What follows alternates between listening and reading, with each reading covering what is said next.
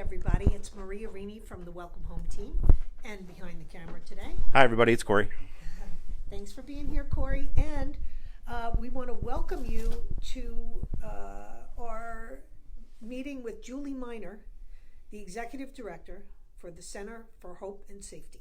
So, Julye, thanks for being with us today. Thank you for inviting me to be part of this interview. I greatly appreciate it.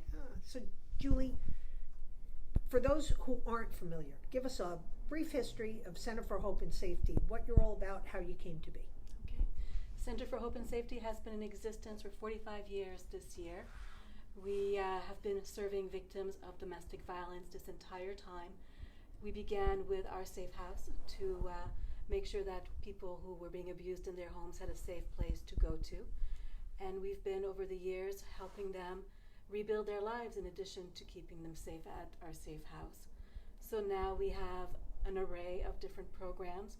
So we do still have the same safe house where everything started 45 years ago. We now have multiple transitional homes to allow victims to rebuild their lives in a safe environment and be able to engage in vocational training, career counseling, financial literacy, so that they can be financially independent after they move on. Beyond our residential programs, we also have our legal team.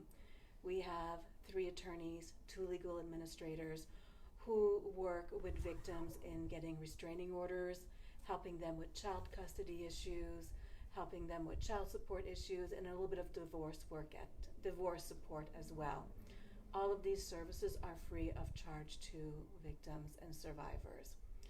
We have, like I said, financial literacy, support, career counseling, housing counseling. We know how challenging it is to find affordable housing in Bergen County, and even more so for a victim who is rebuilding her life. So we connect them with this housing counselor who help them navigate the housing world and find housing that they can afford and that they can sustain.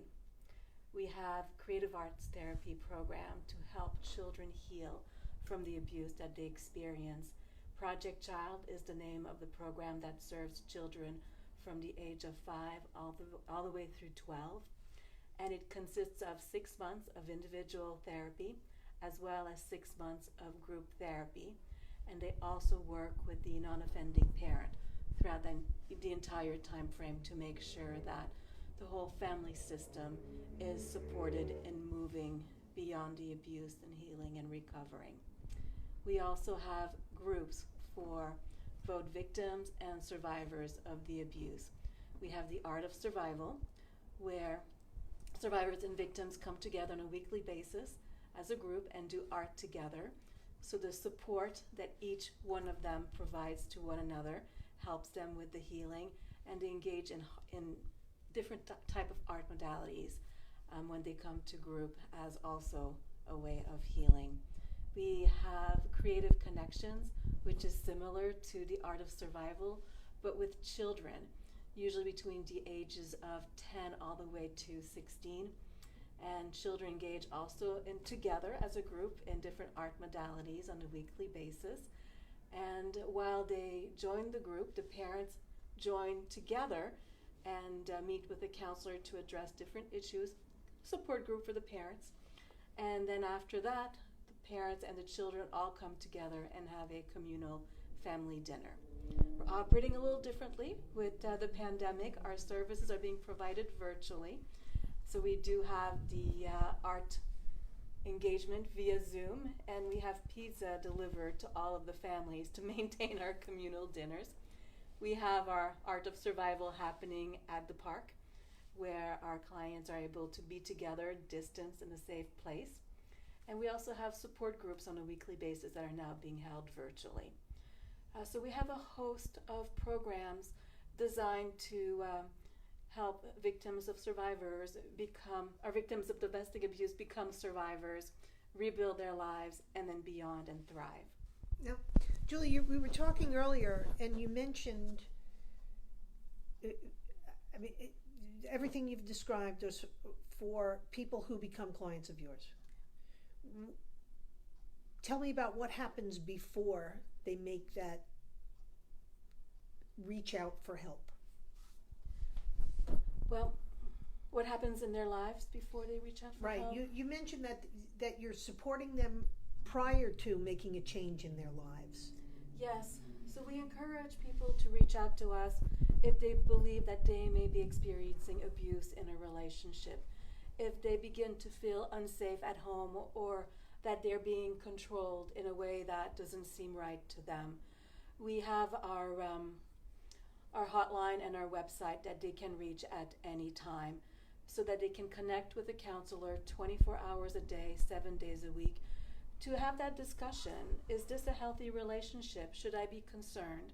Are there risks that I need to be aware of? And if there are risks, our counselors are trained to help them develop a safety plan to help best navigate their situations. Many people call us and they're not ready to leave their homes, especially with their children, and come to a safe house. It's a really challenging step to take.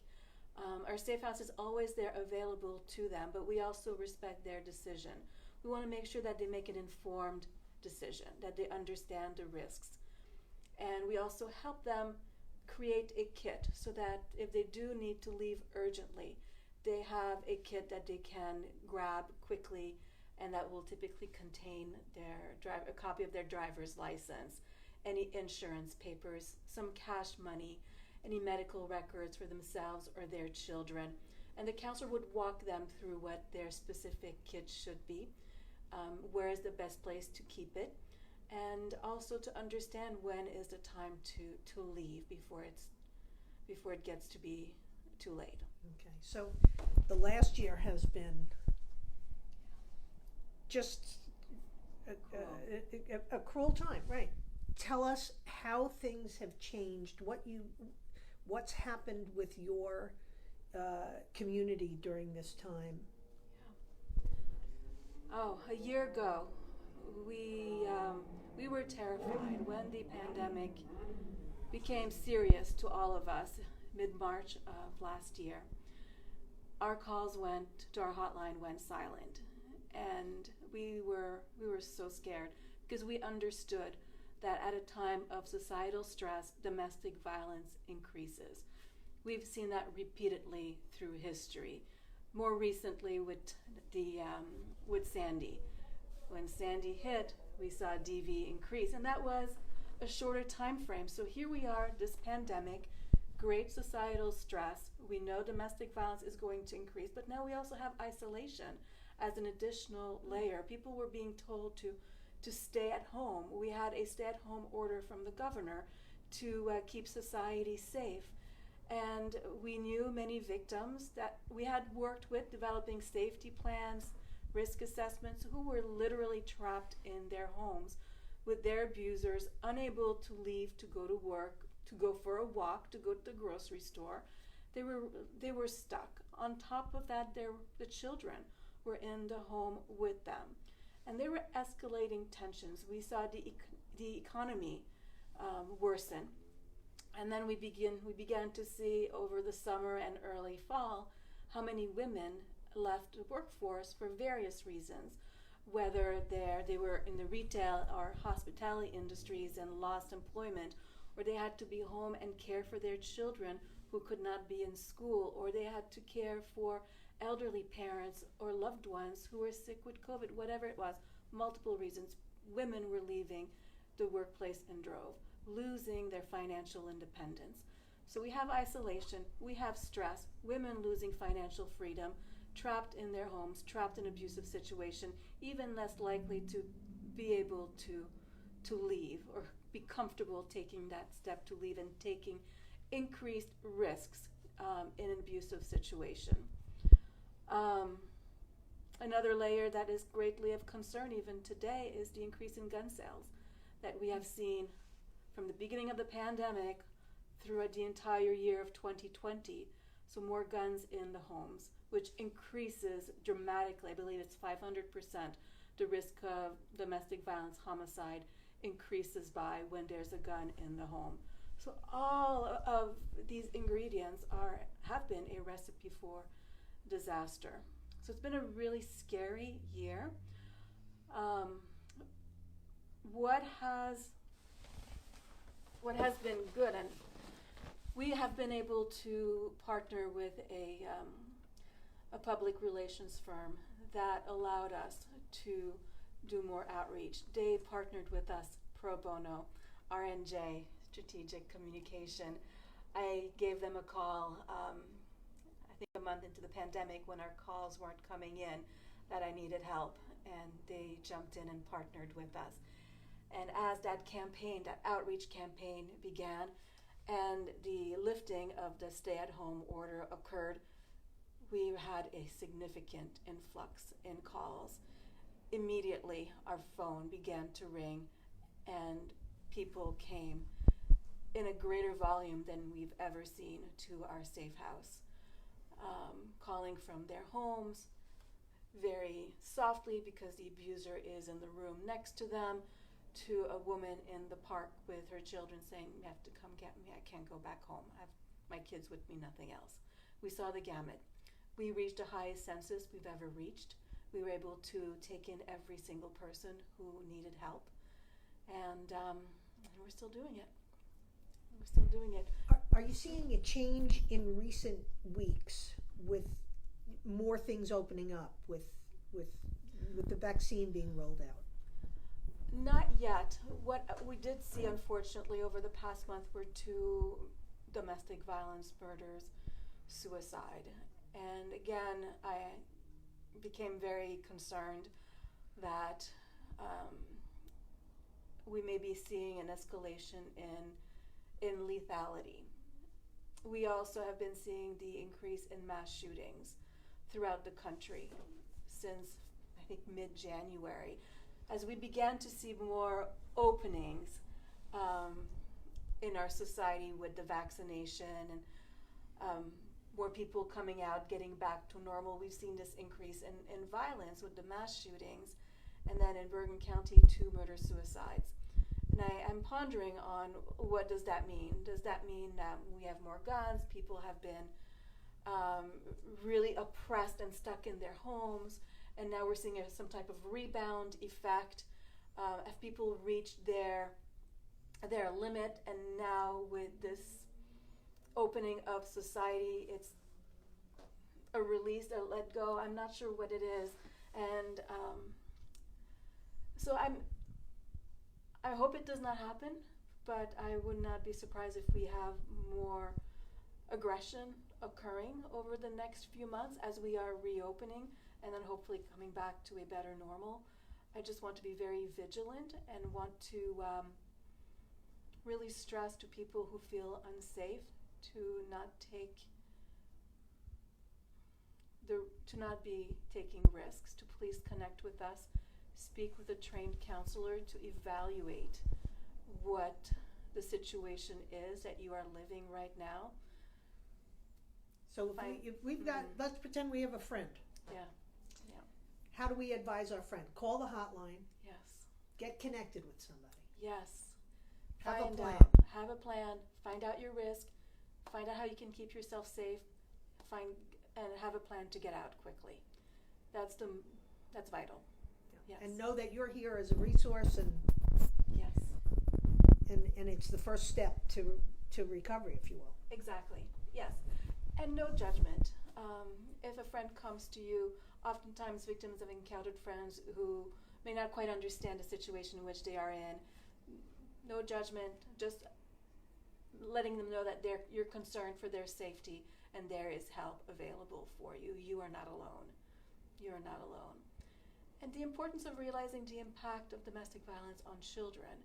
Oftentimes domestic violence is seen as a women's issue.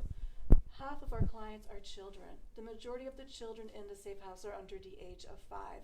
They are hurt by domestic violence. They are damaged. And we need to protect them. They need safety and they need healing. And we help with that as well. Super. So, Julie, is there anything else that you'd like our viewers to know? Other than you're here, you're just a world of resources for anybody in this situation or fearing they're in this situation. And if somebody wants to help you, here at Center for Hope and Safety. Mhm. What can you use? What do you need? You know, we wouldn't be here without the community supporting us. I refer to us as a hub. We take in the support and then we provide the support. We need to help our clients with, you know, at the Safe House, from getting linens for all of the beds that we have, so pillows and sheets and comforters, all the way to food in our food pantry and toiletries for our clients who are trying to rebuild their lives and having to choose between buying sanitary pads or paying their rent. So we take in all of that. Sometimes gift cards to a supermarket is going a long way with our clients. They come in, many of them, on a weekly basis for that support that we can give to them, because the community has given us the products to fill up our pantry. So we need cleaning supplies, we need canned foods, we need the gift cards, we need underwear. We welcome people who have nothing but the clothes on their back. So any donation that would be helping in fulfilling the needs, toiletry kits, toothpaste, mouthwash, floss, you know, it's a gamut. Yeah. What we do need the most now, though, is for people to spread the word about domestic violence being a real threat, and keeping in mind the lethality that really concerns me at this point, and to spread the word that it's a real problem in our community. It's a real problem everywhere and anywhere. It cuts across Thank you. all lines. Yes, Every it really socioeconomic, does. it knows no socioeconomic barriers. Correct. And sometimes people who are in a higher socioeconomic class, that class itself can have the most stringent barriers in reaching out for help. So we are here for every single person who needs help. It affects everybody. Thank you for mentioning that. And it's really asking for people to spread the word that, yes, DV impacts everyone, and Center for Hope and Safety is here to help. Super. Mm-hmm. So we'll get the contact info. Yep. Yeah, all good. If you can reach out, all donations welcome, and remember to spread the word about domestic violence, and know that you've got great resources here. So Thank you. thank you, Julie. Oh my goodness, thank you. I really appreciate this.